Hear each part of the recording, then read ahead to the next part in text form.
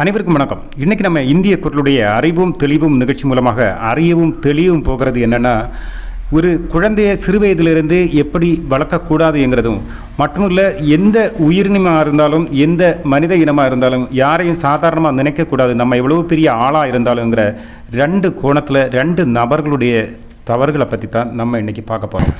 நம்முடைய கதாநாயகர்கள் யாருன்னு கேட்டிங்கன்னா, லாரன்ஸ் பிஷ்னோய் என்கிற நபரும் அதோடு சேர்த்து ஹிந்தி சூப்பர் ஸ்டார் சல்மான் கானும் தான். இந்த சல்மான் கானுக்கும் லாரன்ஸ் பிஷ்னோய்க்கும் என்ன சம்பந்தம், என்ன பிரச்சனை அப்படின்னு நீங்கள் கேட்டிங்கன்னா, அதை பற்றியெல்லாம் நம்ம விசனமாக பார்க்குறதுக்கு முன்னாடி இன்னொரு தகவலையும் நம்ம தெரிஞ்சுக்கணும். அதாவது கடந்த அக்டோபர் 12ஆம் தேதி பஞ்சாபில் முன்னாள் அமைச்சர் ஒருவர் சுட்டுக் கொல்லப்பட்டார். அதுவும் பப்ளிக்காக சுட்டுக் கொல்லப்பட்டார். பாபா சைதுன் சித்திக் என்கிறவர். அதோடு மட்டும் இல்லை, பஞ்சாபில் இதுக்கு முன்னாடி மிகப்பெரிய பாடகராக இருந்த சித்து மூசாவாலா என்கிற ஒரு பஞ்சாபியின் 2022 மே மாதம் 29ஆம் தேதி சுட்டுக் கொல்லப்பட்டாங்க.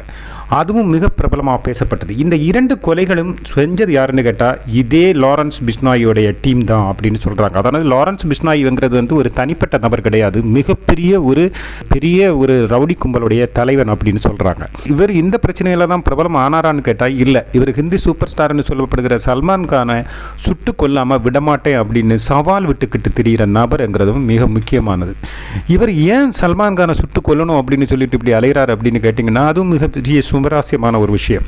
அதானது ஹிந்தி சூப்பர் ஸ்டாரான சல்மான் கான் 1998 வாக்கில் ராஜஸ்தானில் உள்ள ஜோத்பூரில் ஹம் சாத் சாத் ஹே என்கிற திரைப்பட படப்பிடிப்புக்கு போகிறாரு. இவருக்கு கூட தபு இருந்தாங்க, ஷேக் அலிகான் போன்ற நடிகர்களும் இருந்தாங்க. இவங்க பெரிய டீமாக போய் ஷூட்டிங் நடத்திட்டு இருக்கும்போது அதோடைய இடைப்பட்ட பகுதியில் ஓய்வு நேரம் கிடைக்கும் இல்லையா, மற்றவங்களுக்கு ஷூட்டிங் நடக்கும்போது மற்ற நடிகர்களுக்கு சும்மா இருக்கும்போது அந்த இடையில இவர் என்ன பண்ணியிருக்காரு, துப்பாக்கி எடுத்துகிட்டு வேட்டைக்கு கிளம்பியிருக்கிறாரு.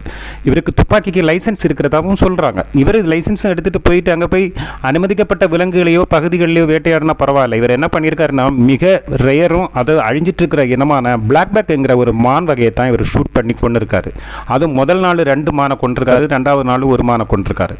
இந்த மான் வகைக்கு ஒரு ஸ்பெஷாலிட்டி என்னன்னா, பிஷ்னோயி என்கிற ஒரு சமூகம் அங்கே இருக்குது. இந்த சமூகம் இந்த மான் வகையை கிருஷ்ண மிருகம் அப்படின்னு பார்க்குறாங்க. அதாவது மிக மிக அமைதியான இறைவனின் படைப்பு அப்படிங்கிற மாதிரி பார்க்குறாங்க. இந்த மிருகத்தை தெய்வ தூதர்களாகவும் பல தெய்வீக சம்பந்தப்படுத்தி இந்த மிருகத்தை பார்க்கறதுனால அவங்க புனிதமாக இந்த மிருகத்தை நினைக்கிறாங்க. இதை துன்புறுத்துறதோ கொல்லுறதோ மிகப்பெரிய பாவம்னு நினைக்கிறாங்க. அப்படிப்பட்ட அந்த மான் வகையை தான் இவர் ஷூட் பண்ணி கொண்டிருக்காரு. போதாத குறைக்கு அரசாங்கமே இந்த மான் வகையை கொல்றது தடை விதிச்சிருக்கு. அதை எல்லாத்தையும் மீறித்தான் சல்மான் கான் தன்னுடைய துப்பாக்கி லைசன்ஸையும் வச்சுக்கிட்டு இந்த சட்டத்தை மீறின செயலை செஞ்சிருக்கிறாரு.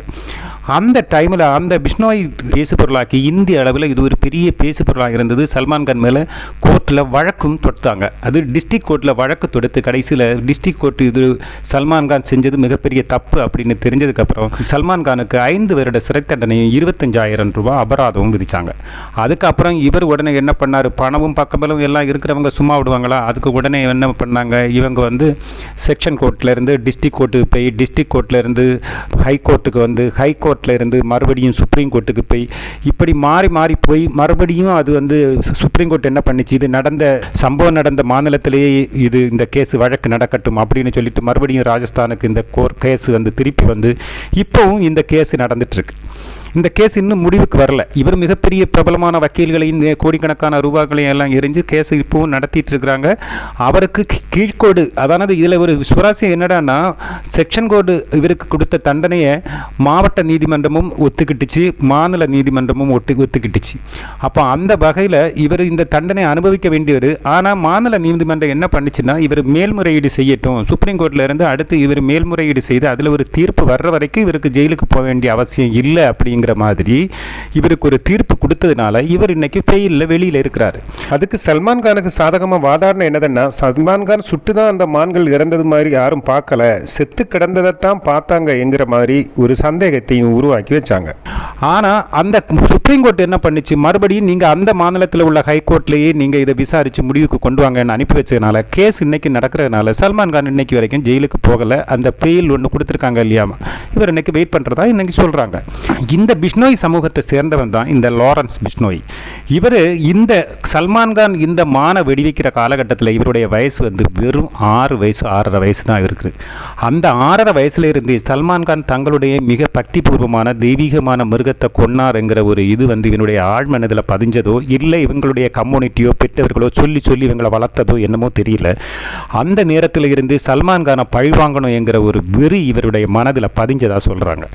இவர் பிறகு வளர்ந்து 2010 ஆனபோது இவர் கல்லூரி படிப்புக்கு வந்தார். 2010 இவர் வந்து தேவ் லா காலேஜில் வந்து லா படிக்கிறதுக்கு சேர்றாரு. அங்கே லாயும் படிச்சுட்டு இருக்கிறாரு. ஆனால் அந்த டைமிலேயே மாணவர்களின் பிரதிநிதியாக இவர் உயர்ந்தார். மற்றபடி இவருடைய அதான வெட்டு 1 துண்டு 2ங்கிற செயல்படுற மாதிரி இருந்ததுனால மாணவர்கள் இடையில வந்து கொஞ்சம் வீரமாகவும் தெனாவட்டாகவும் எதையும் எதிர்க்கிற மாதிரி எல்லாம் இருக்கும்போது மாணவர்கள் மத்தியில் ஒரு பிரசித்தி கிடைக்குமே, அப்படி இவருக்கு பிரசித்தி கிடைச்சி இவர் வந்து அதுவும் குறிப்பாக வந்து என்னடானா சட்டக்கல்லூரி மாணவர். அந்த வகையில் இவங்க வந்து அந்த பிரபலத்தை இவர் பயன்படுத்தினார். தன்னுடைய துணிச்சலை எல்லாம் காட்டி எடுத்து பிரபலமாக இருந்தார். இந்த மாணவர் இதில் வந்து சட்டக்கல்லூரிகள் எல்லாம் பிரபலமாக இருக்கும்போது அது ஆட்டோமேட்டிக்கலாக என்ன பண்ணுவாங்க, வெளியில் உள்ள பொலிட்டிக்ஸ் நபர்களுடையும் இல்லைன்னா பொலிட்டிக் கட்சிகளுடையும் தொடர்பு வர்ற மாதிரி இவருக்கு தொடர்பு வந்து மற்றபடி தொடர்புகள் எல்லாம் வந்து இவர் வந்து கட்ட பஞ்சாயத்து, ஆள் மிரட்டல், ஆள் கடத்தல் அப்படிங்கிற உள்ள டீமுகள் கூட இவருக்கும் தொடர்பு ஏற்பட இவருக்கு ஏற்கனவே ஒரு அந்த ரவடித்தனமும் கொஞ்சம் கோபமும் அது இதெல்லாம் இருக்கிறதுனால இவருக்கும் அதுவும் கொஞ்சம் மேட்சா போகவே இவர் அந்த டீமில் கொஞ்சம் கொஞ்சமாக அங்கமாகி பிறகு தலைவராகி இவரே ஒரு டீமை உருவாக்கி அந்த டீமுக்கு தலைவனாக இருந்தாங்க. நீங்கள் சொன்னால் நம்ப மாட்டீங்க, 12 நம்மளுடைய சிபிஐ எல்லாம் விசாரிக்கும் போது கிட்டத்தட்ட 700 பேர் ஷார்ப் ஷூட்டர்ஸ் இருந்தாங்கன்னு சொல்கிறாங்க. அப்போ எத்தனை பேர் இருந்திருப்பாங்க? அதில் 700 பேர் ஷார்ப் ஷூட்டர்ஸ் இருந்தாங்கன்னு சொல்கிறாங்க. அதில் 300 பேர் பஞ்சாபில் உள்ளவங்கன்னு சொல்கிறாங்க. அந்த அளவுக்கு பெரிய டீமை இன்டர்நேஷ்னல் லெவலில் இவர் வச்சுருந்துருக்கிறாரு அப்படிங்கிறது தான் இதில் ஒரு பெரிய சுவாரஸ்யம். மட்டும் இல்லை, இவருக்கு ஒரு ஃப்ரெண்டு இருந்திருக்காரு. அவர் இப்போவும் கனடாவில் தான் இருக்கிறாரு. அவர் கனடாவில் இருந்துட்டு தான் இவருடைய ஆணைகளையோ இல்லைன்னா இவங்களுடைய செயல்களை இவங்க 2 பேருமா சேர்ந்து அதை செயல்படுத்துகிறாங்க. சரி, எங்கள் டீம் தான் பண்ணிச்சு, நாங்கள் தான் பண்ணணும், ஏன் பண்ணணும் அப்படின்னு அவர் ஒரு அறிக்கை விடுவார். ஓகே அப்படிங்கிற மாதிரி இருக்கும். ஆனால் இவர் இன்னைக்கும் நம்மளுடைய இந்தியாவுடைய ஜெயிலில் தான் இருக்கிறாருங்கிறதும் குறிப்பிடத்தக்கது. இவரை முதல்ல ஜெயிலில் வந்து பெரிய பெரிய தீவிரவாதிகளையோ இல்லைன்னா பெரிய பெரிய கொள்ளையடிச்சவங்களோ எல்லாம் வைக்கிற பீகார் ஜெயிலில் தான் வச்சுருந்தாங்க. 2012 இவங்களை அரெஸ்ட் பண்ணாங்க, விட்டாங்க. 2014 அரெஸ்ட் பண்ணாங்க. பிறகு அதுக்கப்புறம் அவர் வெளியே வரல. 2024 வரைக்கும், அதானது இன்னைக்கு தேதி வரைக்கும் அவர் ஜெயிலில் தான் இருக்கிறாரு. அதில் 23 வரைக்கும் பீகார் ஜெயிலில் இருந்தார். 23க்கு அப்புறம் சபர்மதி ஜெயிலில் இருக்கிறாங்க. இதில் ஒரு சுவாரஸ்யம் என்னடானா, இவர் இன்னைக்கு வரைக்கும் பெயிலுக்காகவோ ஜாமியத்துக்காகவோ இன்னைக்கு வரைக்கும் இவர் அப்ளை பண்ணலை. அதுக்கு வந்து இவர் வந்து விண்ணப்பிக்கலை அப்படிங்கிறது தான் சுவாரஸ்யம். இவர் வெளியிலையும் வரல. ஆனால் இவர் உள்ளே தான் இருக்கிறாரு. ஆனால் எல்லா செயல்களும் சரியாக செஞ்சிட்ருக்கிறாரு. இவருக்கு ஒரு ஃப்ரெண்ட் இருக்கிறாரு. அதுதான் நான் முதல்ல சொன்னோம் இல்லையா, கோல்டி பிராரிஸ். இந்த கோல்டி பிராரிஸ் வந்து பஞ்சாப்காரரு. இவர் வந்து கனடாவில் இருக்கிறாரு. இவங்க 2 பேரும் நட்பு ரீதியை பழகி இவங்க தான் சொல்கிற கட்டளைகளை எல்லாம் இந்த கோல்டி பிராரி வந்து கனடாவில் இருந்துட்டு இந்த வேலைகளை எல்லாத்தையும் கட்டுப்படுத்துகிறாங்க, செய்கிறாங்க. இதுதான் மிகப்பெரிய சுவாரஸ்யமாக இருக்குது. இவங்களுக்கு கட்டாயம் போலீஸ்லையோ இல்லைன்னா சட்டப்படியோ யாராவது எல்லாம் சப்போர்ட் பண்ணுறாங்களா இருக்கும். இல்லைன்னா ஜெயிலுக்குள்ளே இருந்து ஃபோனே பேசக்கூடாதுங்கிற சட்டம் இருக்கும்போது எப்படி ஃபோனில் பேச முடியும்? அப்போ இவங்க ஏதோ எல்லாம் பயன்படுத்துகிறாங்கன்னு தானே அர்த்தம். இன்றைக்கும் இவர் சொல்கிறது என்னடானா, சல்மான்கானை நான் சுட்டு கொள்ளாமல் விட மாட்டேன் அப்படின்னு இவர் இன்றைக்கும் சூளுரைச்சிட்டு இருக்கிறாரு. இதில் ஒரு குறிப்பாக சொல்ல வேண்டியது, நீங்கள் முதல்ல நாங்கள் சொன்ன பஞ்சாப் முன்னாள் அமைச்சரை ஏன் கொண்டாங்கன்னு கேட்டால் சல்மான்கானுடைய நண்பனாக இருந்த ஒற்ற காரணத்துக்காகத்தான் கொண்டாங்க.